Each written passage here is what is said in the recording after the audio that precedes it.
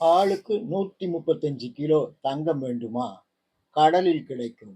ஆனால் அதை கண்டுபிடித்து கரையில் கொண்டு வர பன்மடங்கு செலவாகும் என்கிறார் கடலார் வேலாயுதம். ராயபுரம் ரவுண்டப் மக்கள் இயக்கத்தின் சிறப்பு கூட்டம் சமீபத்தில் அறிஞர் அண்ணா பூங்காவில் நடைபெற்றது. ராயபுரம் ரவுண்டப் மக்கள் இயக்கத்தின் தலைவர் முருகவேலு தலைமையில் நடைபெற்ற இந்த கூட்டத்தில் சிறப்பு அழைப்பாளராக பங்கேற்ற கடலார் வேலாயுதம் கடல் பற்றி ஆச்சரியப்படத்தக்க பல உண்மைகளை கூறினார். கடலுக்கு கீழே வெந்நீர் ஊற்றுக்கள் உள்ளனவாம், ஆறுகளும் ஓடுகின்றனவாம். கிட்டத்தட்ட 6 லட்சம் உயிரினங்கள் கடலுக்குள் குடியிருக்கின்றனவாம். அந்த கடலை கிட்டத்தட்ட 400 மில்லியன் டன் பிளாஸ்டிக் கழிவுகளை போட்டு மனிதர்கள் மாசுபடுத்தி வருவதாக வருத்தத்துடன் தெரிவித்தார் கடலார். இந்த கூட்டத்தில் காமராஜர் குறித்த தான் எழுதிய மரபும் புதுக்கவிதையும் கலந்த நூலை புலவர் தண்டபாணி கடலாருக்கு பரிசாக வழங்கினார். இதில் ராயபுரம் ரவுண்டப் மக்கள் இயக்கத்தின் துணைத் தலைவர் மு. சம்பத், செயலாளர் டி. ரமேஷ், பொருளாளர் கே. ஏ. ராமலிங்கம், நிர்வாகக் குழு உறுப்பினர்கள் முனைவர் சுந்தர், எஸ். எஸ். ஜெயமோகன், வழக்கறிஞர் மோதிலால் பாபு, தங்கராஜ், குணசேகரன், மீடியா ராமு, அம்மையப்பர் சேவை மையத்தின் தலைவர் ஏ.சி.எல். சீனிவாசன், அன்பு நித்யா ஆகியோர் கலந்து கொண்டனர். முடிவில் வின்னிங் ஸ்டார் ராஜகாந்தி நன்றி கூறினார். அந்த தண்ணியில அது இல்லை அப்படின்னு சொன்னா உலகமே கிடையாது. நீரின்றி அமையாது உலகு அப்படின்னாங்க. அதனால இந்த உலகமே அது அமீபான்ற ஒரு இதுல இருந்தது. அப்படியே ஒரு செல் உயிர் அப்படியே கொண்டு 400 மில்லியன் ஆண்டுகளுக்கு முன்னால நடுமுள் ஒன்று உருவாச்சான். கடல்லையே நடுமுள் உள்ள ஒரு உயிரினம் உருவாச்சான். அதன் பிறகு இன்னைக்கு 6 லட்சம் உயிரினங்கள் இருக்கிறதா சொல்றேன். ஆனால் அறிஞர்கள் அதாவது எப்படின்னு கேட்டால் நான் அதெல்லாம் ஒன்றும் இல்லை. நான் கடலாறுன்ற ஒரு பத்திரிகை நடத்திட்டு இருந்தேன். அது ஒரு 34 வருஷமாக நடத்தும் போது இந்த CMFRI central marine fisheries research institute எனக்கு செய்திகள் வரும். CIBA central institute of brackish water அக்வாகல்ச்சர்னு இருக்குது இல்லைங்களா, அதிலிருந்து எனக்கு செய்தி வரும். இதை போல் ஸ்காலர்ஸ் பெரிய பெரிய அதுக்காக படிச்சிருக்கிற ஸ்காலர்ஸ் இருக்காங்கள, அவங்கக்கிட்ட இருந்து எனக்கு செய்தி வரும். அந்த செய்தியை நான் கொஞ்சம் மொழிபெயர்த்து நம்ம பத்திரிகையில் போகிறதுனால கொஞ்சம் படிப்பறிவு கட்சிது எனக்கு, அவ்வளோதான். பட்டறிவுன்றது உங்களை போன்ற நல்ல பெரியவங்க, மகானுங்க, படிப்பாளிங்க, திறமைசாலிங்க, ஆராய்ச்சி உள்ளவங்க, இவங்களோட நான் பேசும்போது அவங்களுடைய இது உள்வாங்கிக்கிறேன். இது மூலமாக தான் கடல் சம்பந்தமான இதுவை நான் புத்தகங்களாக எழுதுனேன். நிறைய ஒரு 15 புஸ்தகம் கடல் சம்பந்தமான புஸ்தகங்களாகவே நான் எழுதியிருக்கேன். கடல் சம்பந்தமான புஸ்தகம் மட்டுமல்ல, கடல் உயிர் சம்பந்தமான புஸ்தகம், கடல்ல இருந்து வணிக கடல் உணவு சம்பந்தமான புஸ்தகம், இது போல எல்லாம் ஒரு 15 புத்தகங்கள் எழுதினேன். அது நூலகங்கள் வாங்கிக்கிறாங்க. இந்த நூலகத்தை என்னுடைய புத்தகங்கள் எல்லா தமிழ்நாட்டுக்கு எல்லா நூலகத்திலையும் இருக்கும். இதை போல விஷயங்கள்ல நண்பர்களை பேசும்போது கொள்ளும்போது அப்படி வரும்போது நான் என்னுடைய கருத்தை வெளியே சொல்றதை விட மற்றவங்க கருத்தை உள்வாங்கிக்கிறது தான் எனக்கு ரொம்ப ஆசை. அந்த விதத்தில் எப்படின்னு கேட்டால், நான் உள்வாங்கிக்கிறதோடு மட்டும் இல்லாமல் எழுத்து மூலமாக ஒரு பலாயிரம் பேர்களுக்கு தெரியக்கூடிய வகையில் என்னுடைய பத்திரிகை கடலாறு என்ற ஒரு பத்திரிகை. கடலாறுன்ற பேர் எப்படின்னா என்னுடைய பேர் தான் கடலாறு. எங்கள் குடும்பத்தில் எப்படின்னு கேட்டால், ஃபிஷர்மேனில் சொல்கிறேன் நான். இல்லைன்னா ஒரு பேர்னா அது குடும்பத்துக்குன்னு ஒரு தனி பேர் வச்சுடுவானுங்க. அதை எட்டின்னு பேர் வைப்பான், இல்லைன்னா கருவேப்பிலைன்னு பேர் வைப்பான். இப்படி நமக்கு எதனா பேர் வச்சிடக்கூடாதுன்ற காரணத்துக்காக நானே முதுகிட்டு கடலாறுன்னு பேர் வச்சுக்கினேன். அப்புறம் பேர் வைக்கிறதோடு மட்டும் இருந்தால் அது நல்லா இருக்காது அப்படின்றதுல தான் 2வது கான்செப்ட். கடல் சம்பந்தமான விஷயங்களை முழு கவனத்தை செலுத்துறேன். அப்படி வரும்போது தான் நான் அந்த இது பண்ணுங்க நான் எழுதியிருக்கிறேன். இப்போ கைவசம் இது ஒன்று தான் இருக்குது. ஏன்னு கேட்டால் கங்காராணி பதிப்பகம் எடுத்துக்கிறேன். நான் எழுதுறதெல்லாம் கங்காராணி பதிப்பகம் வாங்கிக்கிறாங்க. அவங்க வந்து காசாக்கிக்கிறாங்க. எனக்கு கொஞ்சம் அமௌண்ட்டு கொடுத்துருவாங்க. ராயல்ட்டி போல ஒரு அமௌண்ட்டு கொடுத்துருவாங்க. இந்த இப்போ மீன்கள் சம்மந்தமாக நம்ம பண்ணுறதை விட மீன்கள் உற்பத்தியான முதல்ல கடல் சம்மந்தம் நான் அந்த மீன் சம்மந்தமாக இன்னொரு நாளைக்கு நான் வந்து பேசுகிறேன். கண்டிப்பா. மீன் சம்மந்தம் அது ஒரு பெரிய விஷயம். கொஞ்சம் நெஞ்ச விஷயம் கிடையாது. எப்படின்னு கேட்டால் இந்த நிலத்துல வந்து பயன்படாத செடி கொடி எதனா இருக்குங்களா? ஒன்றும் கிடையாது. எல்லாமே பயன்படக்கூடிய செடி கொடி தான் இல்லைங்களா? அதே போல் ஓரறி உள்ள உயிர் இதெல்லாம் வந்து மரம் செடி கொடி தான். புழு பூச்சிகள் அப்படின்னு சொல்கிறோம் இல்லையா? அதுவும் மனுஷனுக்கு நல்லது செய்கிறது தான். 2 ஈரறி உள்ள உயிர்கள். 3 அறிவு உள்ள உயிர்கள் வந்து இந்த எறும்பு, அப்புறம் இந்த செல்லு இதெல்லாம் இருந்து 3 அறிவு உள்ள உயிர்களாக சொல்கிறாங்க. அதுவும் இந்த மக்களுக்கு நன்மை செய்கிறது தான். 4 அறிவு உள்ள உயிர்கள் வந்து நண்டு கிண்டு அதெல்லாம் சொல்லுவாங்க. 4 அறிவு உள்ள அதுவும் நன்மை செய்யக்கூடியது தான். ஒன்றுமே தீங்கு செய்கிறது ஒரு பக்கம் இருந்தாலும் பெரும்பாலும் நன்மை செய்கிறது தான் அதிகம். எந்த ஒரு பொருள்லையுமே வந்து கருத்துலையுமே செயல்லையுமே இந்த ரெண்டும் கலந்து தான் இருக்கும். நன்மையும் இருக்கும், தீமையும் இருக்கும். நாம் எப்படி இப்போ வந்து உருளைக்கிழங்கு நம்ம இருக்குதுன்னு வச்சுக்கோங்க. உருளைக்கிழங்கு வந்து உடம்புக்கு நல்லது தான். சின்ன குழந்தைங்க கூட உருளைக்கிழங்கு கொடுத்து வெளியூர்லாம் வந்து முக்கிய ஆகாரமாகவே கொடுத்து வெளியே அனுப்புறாங்க. ஆனால் நாம் என்ன சொல்கிறோம், ஐயோ வாயுப்பா அப்படிங்கிறோம் பொரியல். அதே போல் இது முருங்கைக்காய் எடுத்துங்க, அதில் வந்து நல்லதும் கெட்டதும் கலந்தது தான் இருக்குது. அதில் என்ன ஐயோ பித்தம்பா அப்படின்னு போடுறோம். ஆக பித்தன்ற காரணத்துக்காகவோ வாயு என்ற காரணத்துக்காகவோ ஒவ்வொரு பொருளையும் ஒரு கெட்டது இருக்கும். அதுக்காகவோ அதை நாம் ஒதுக்கிறது கிடையாது. நம்ம எது தேவையோ அது போல் நம்ம உள்வாங்கி நம்ம எடுத்து வச்சுக்கிறோம். அதே போல் வந்து இந்த பிராணிகள் வந்து சிலது கெட்டது செய்யக்கூடிய பிராணிகளும் உண்டு. ஆனால் அதே சமயத்தில் நல்லதும் செய்யக்கூடிய பிராணிகள்லாம் உண்டு நிலத்தில். அதே போல் 5 அறிவு உள்ள உயிர்னு சொல்ல போனால் பறவைகள் வந்து 5 அறிவு உள்ள பறவைகள் இல்லைன்னா ஒன்றுமே கிடையாது நாட்டில்.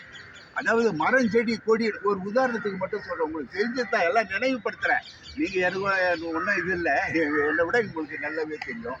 தேனீக்கள்னு ஒன்று இருக்குது இல்லைங்களா? அந்த தேனீக்கள் மட்டும் அதனுடைய வேலையை செய்யலை அப்படின்னு சொன்னால் அதெல்லாம் அவுட். தேனீக்கள் மட்டும் அதனுடைய வேலையை செய்யலைன்னா மகரந்த சேர்க்கை நடக்காது. மகரந்த சேர்க்கை நடக்கலை அப்படின்னு சொன்னால் செடி கொடி எல்லாமே பட்டு அவ்வளோதான். அப்புறம் செடி கொடி இதெல்லாம் என்ன ஆச்சுன்னா அப்புறம் பொட்டு தரையாக தாங்க இருக்கும். ஆக மொத்தம் ஒரு தேனிக்கு ஒன்று மட்டும் நான் சொன்னேன், உதாரணத்துக்காக சொல்ல வந்தேன். அதே போல் பறவைகள், அதே போல் விலங்குகள், அதே போல் மனுஷங்களும் மற்றவங்களுக்கு நல்லது செய்யக்கூடிய பறவைகள் தான். மனுஷனுடைய இதுவும் எல்லாமே நல்லது செய்யக்கூடியது தான். ஏதோ கொஞ்சம் கெட்ட குணம் உள்ள அப்படி இப்படி இருப்பான், அது நமக்கு தேவையில்லை. நல்லது மட்டும் நம்ம பாராட்டுவோம், நல்லது செய்யணும்னு போடுவோம், பெருமைப்படுத்துவோம். அந்த ஒரு கான்செப்டில் தான் நம்ம இருக்கணும். அதே போல் நிலத்தில் இருக்கிற போலவே கடல்லையும் நமக்கு வந்து நல்லது கெட்டது கலந்து தான் இருக்கும். அது நான் சொன்னேன்ல, மீன்கள் வந்து 6 லட்சம் மீன் வகைகள் இருக்குதுன்னு அறிஞர்கள் சொல்கிறாங்க. அதாவது நான் வந்து சாதாரண ஆள், என்னுடைய இது இல்லை. டாக்டர் வெங்கட் ராமானுஜன் அவருடைய ஸ்டேட்மெண்ட்டை கொடுக்குறாரு. அவர் வந்து ஃபிஷரிஸ் காலேஜினுடைய டீன் அவர். இப்படி அதே போல் சுந்தர்ராஜன் அவர் நிறைய விஷயங்களை கொடுத்துருக்காரு. இவையெல்லாம் தொகுத்து தான் நான் வந்து அப்பப்போ தேவையான போது புத்தகங்களாக போட்டுக்கின்னு சொல்லிட்டு வரேன்.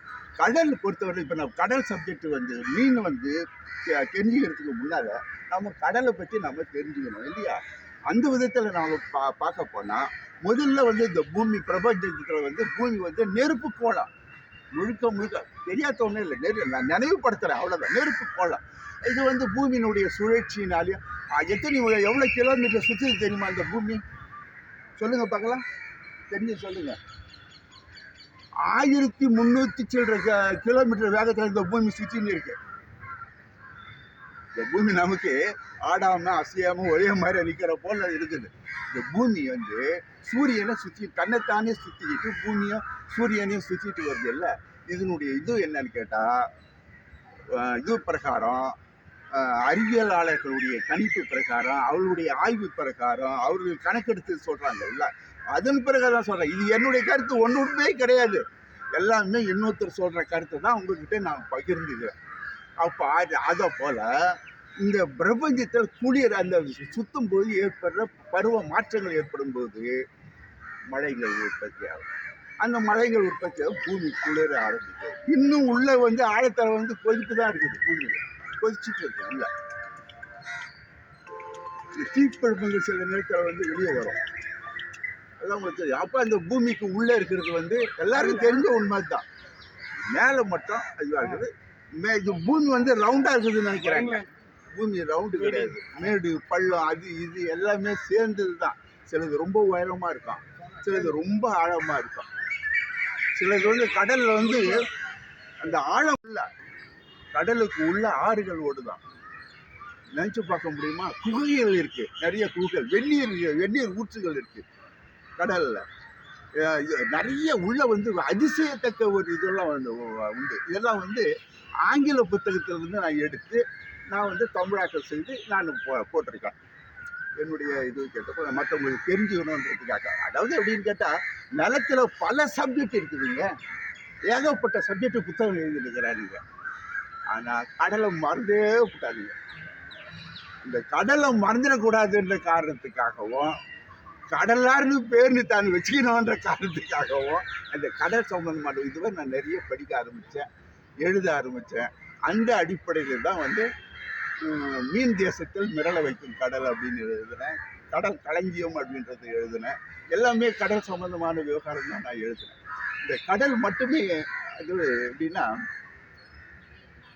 இன்னைக்கு தரையில் நம்ம எவ்வளோ கனிம பொருள்கள் இருக்கு, இதை விட அதிகமாக கடல் இருக்கு.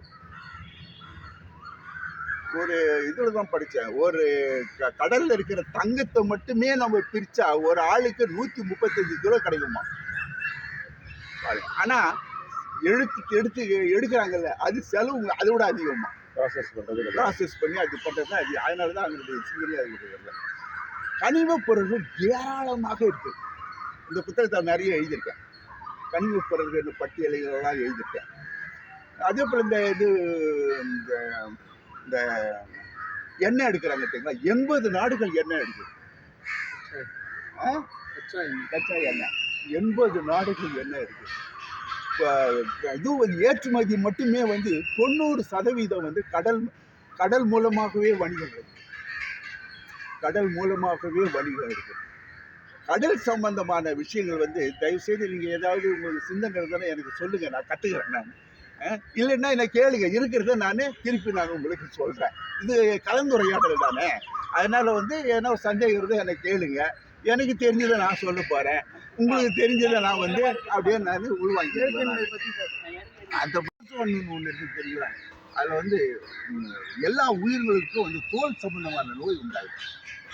இந்த கடல் வந்து படுக்கை வந்து அது தடுக்கணும்.